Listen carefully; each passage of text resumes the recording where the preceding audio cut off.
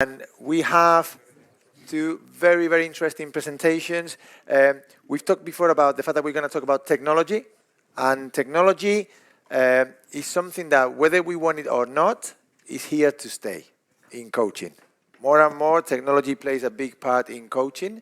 Not only sometimes to solve our problems, but sometimes even to create our problems. And the job of the coach is to really understand how to maximize technology for the benefit of the athletes. Okay. So in that sense, the first presentation is going to be from Polar, and we've got Ville Uronen, okay, who is an account manager, business to business and services, and responsible for team sports in Finland. For example, all the national teams in ice hockey and football. So Ville, welcome to the stage. Thank you.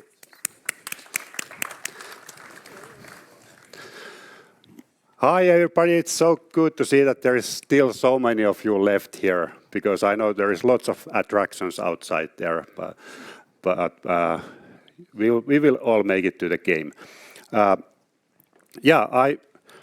come from Polar. I have worked there for about 15 years now. My background comes from sports sciences, so I'm licentiate of sports sciences, and then I have a master degree in education also. So I worked about 10 years as a physical education teacher, and now long time for Polar. And I have some nice parts in my job. I got to work with all the national teams, both in football and ice hockey here in Finland, and all the professional teams. So lots of familiar coaches here to me. So good to be here. Couple of words about Polar first. Not all of you know that heart rate monitor is actually a Finnish innovation, and it was the invention came on a cross-country skiing track at Kempele near Oulu. There was a skiing coach who said to Professor Säynäjäkangas that, hey, you guys should invent a heart rate monitor at the university where Säynäjäkangas worked then. And because he was, the coach was coaching the skiers, and only way that they could measure the heart rate was that they took their gloves off and they tested their pulse from their neck or from the wrist. So that's when it all started. First products came out at the late 70s, early 80s. And since that, Polar has grown quite a lot. We have, in global way, we have 20 sales companies, 38 distributors, over 35,000 retail stores that sell our products, and we operate in more than 80 countries. So that's quite a big thing. And if we look at the kind of fitness trends, even outside hockey, the wearable technology, heart rate monitors and so on, are the trend number one, and it has been so for the last couple of years. Of course, there are lots of competition, but we were the first one.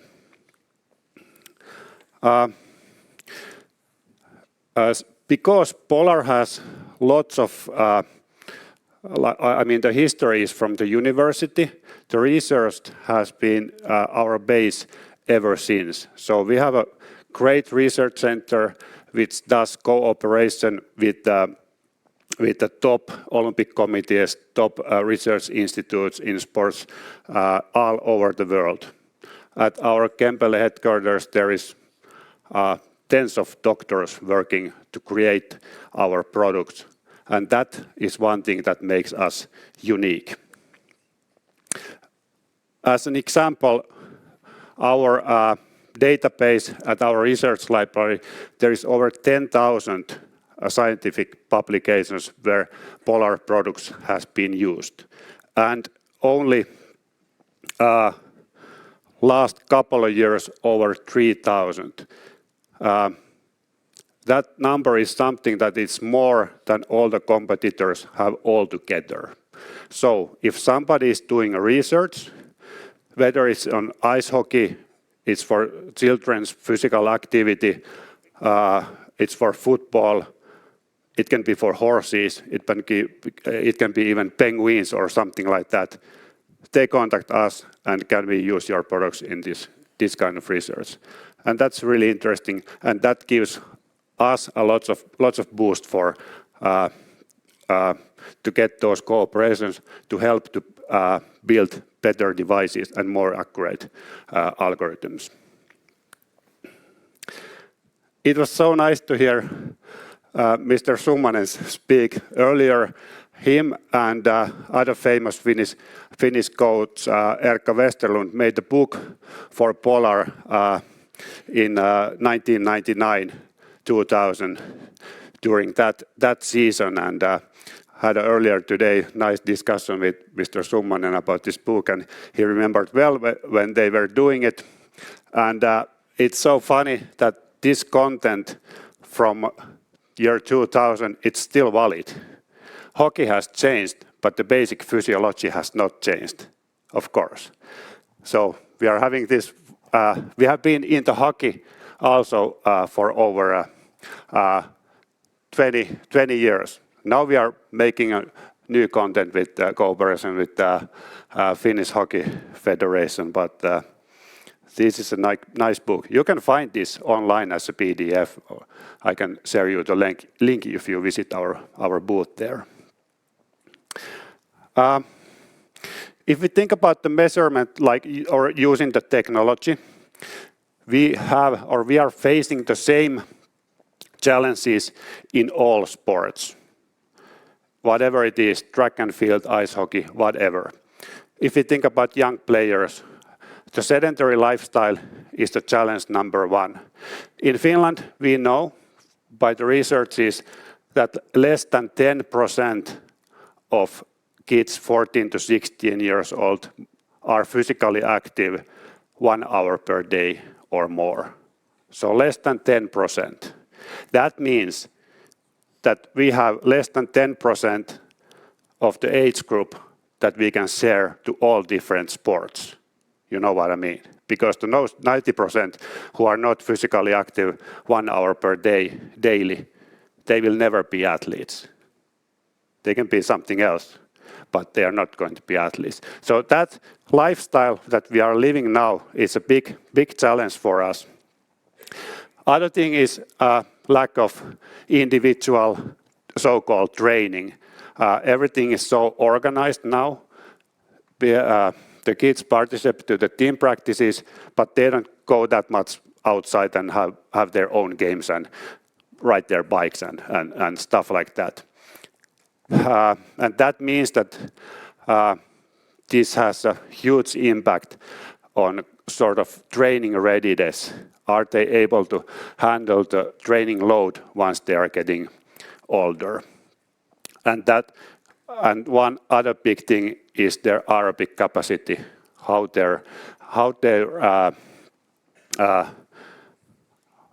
their system is ready to take the load. Are they fit enough? The other challenge, but this is minority, that we have some players, of course, who train very much and nobody knows how much they are training or how much they are doing their own practices. That's a really minority, but that can also lead to kind of burnout or dropout if they lose their motivation. And this is one thing that the data can help. The coach can collect and the player can learn to be better sportsman with the data that, for example, our devices can give. Some background about hockey and using, for example, heart rate monitors. In my opinion, like under 15, under 16 is a good starting point. Some teams might start it earlier, and that is fine. But this is the age group where they start practicing more. So it's good to start to learn some basic facts about physiology too. And then about the heart rate itself. Because hockey is such a complex sport, the heart rate might not be the best indicator because the shifts are, especially in games, the shifts are usually short, but still it's best alternative in many ways. It's very cost effective. The equipment doesn't cost much. It's easy to use. If we compare that, you should take lactate samples, take blood samples in practices, or you can do it once in a while, but of course you can't do it all the time. And other thing is that I know that some teams like to measure, for example, nightly recovery, but they don't measure what happens during the daytime, during the games or in the practices. So that is kind of a weird situation also, that if you don't know where the load comes from, then it's hard to kind of guess what is the situation for the recovery need. And then from the heart rate data, you can get the easily info about what happened during one practice or game. You can cut the practice or the game into phases, different drills, periods, and so on. And just basic numbers. These are not very difficult to understand, that what was the average heart rate of the player or maximum heart rate, and especially time spent over the anaerobic threshold, because that's where you get lots of load that you need to recover from. And then one good test is kind of make a yo-yo test or a beep test as a submaximal skating test after a couple of weeks of training, and see from the heart rate and the skating distance that how is the player doing at the moment. Yeah, this is what we always say, that you can't manage or improve what you don't measure. That is for sure.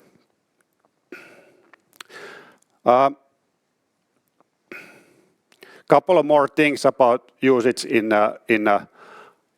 hockey.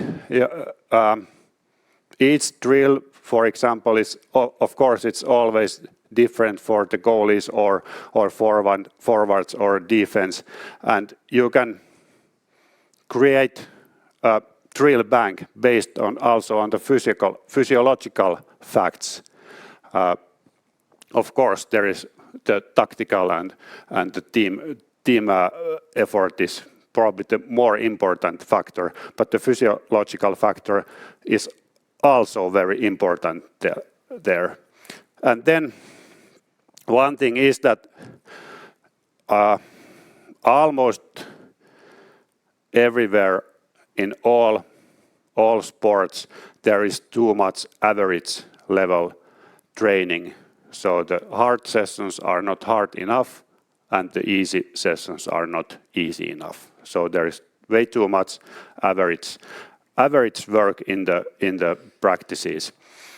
And really important is to teach the players to do their recovery sessions easy enough so they really recover.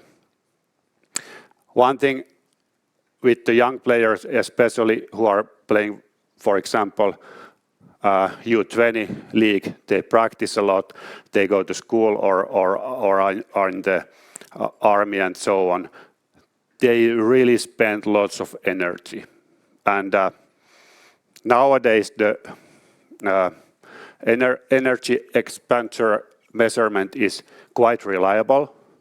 So once you measure your practices and games and the daily activity, you get good and nice info about how much you should eat, because quite often the young players don't eat enough. And also you can follow the heart rate curves. You learn quite fast to see what is the normal situation for this player, how his heart rate reacts when he plays a game or does this kind of practice. It's not hard. And does he look tired or does he look fresh? What does the heart rate say? In games, one thing is that, especially with the younger players, is that to teach them to have a good enough warm-up for the games. So there is, of course, the warm-up needs to be long enough, but also hard enough. And then in games you can also follow live heart rates, see how the heart rate rises during the shifts, how the player's engine is performing.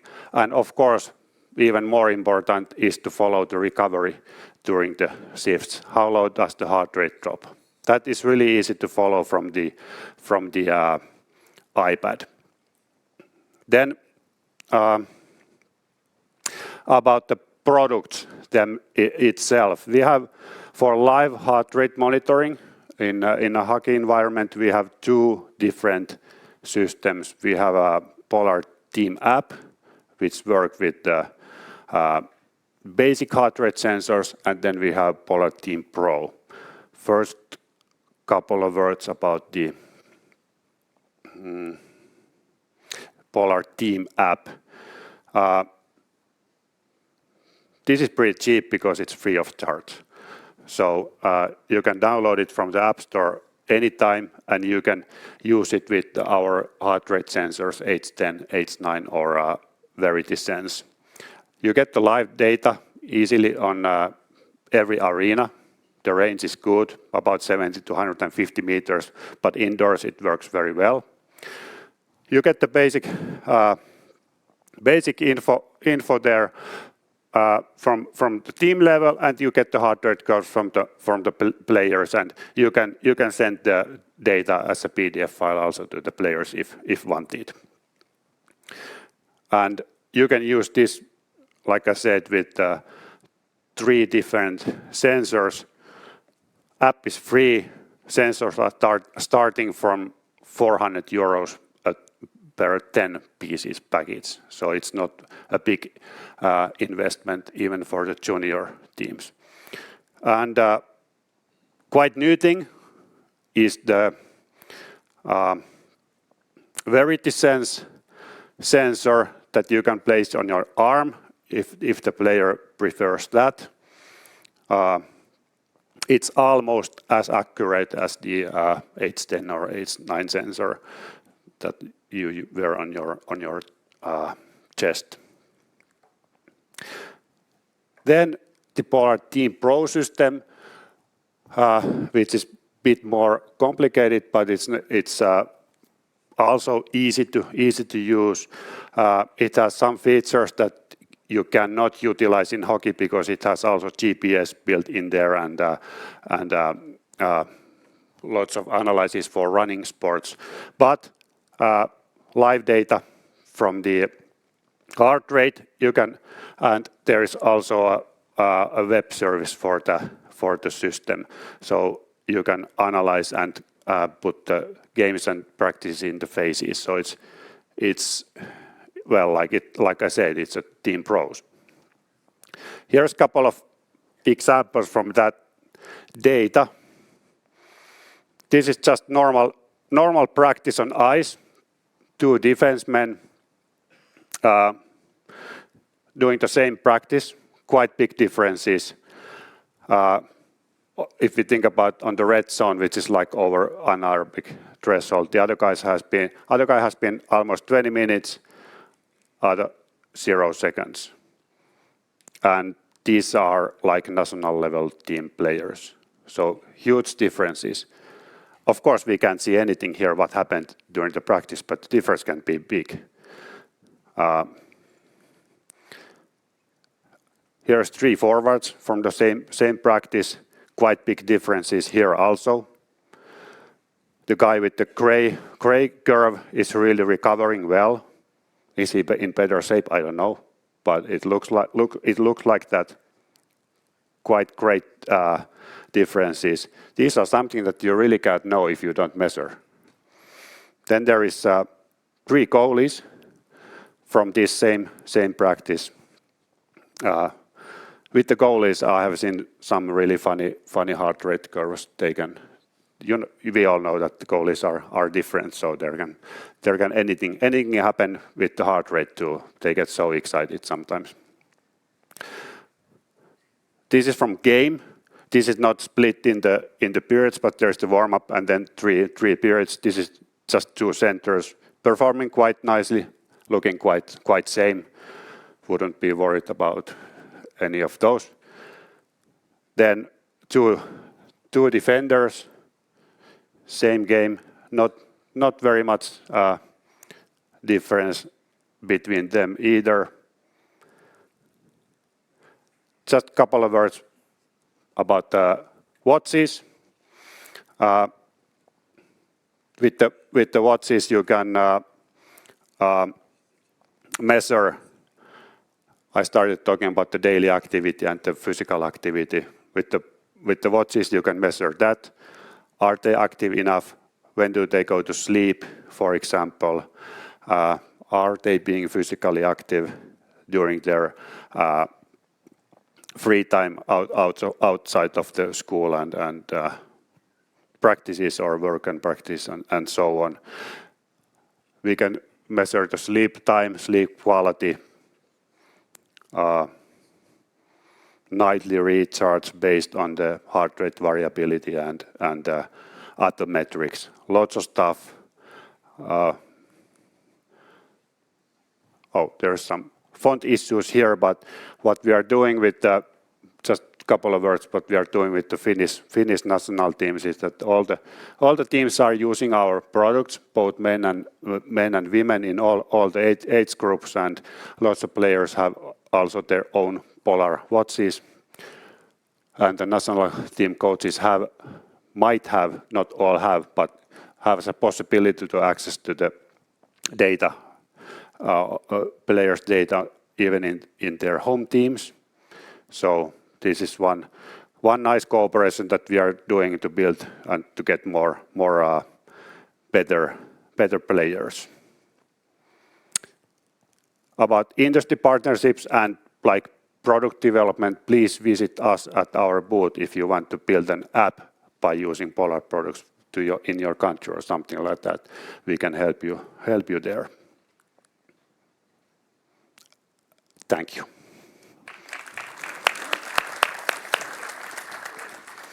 Thank you, Ville. Yep. Very interesting. Thank you. And if you want to have a chat with Ville, they have a booth out there in the marketplace. Please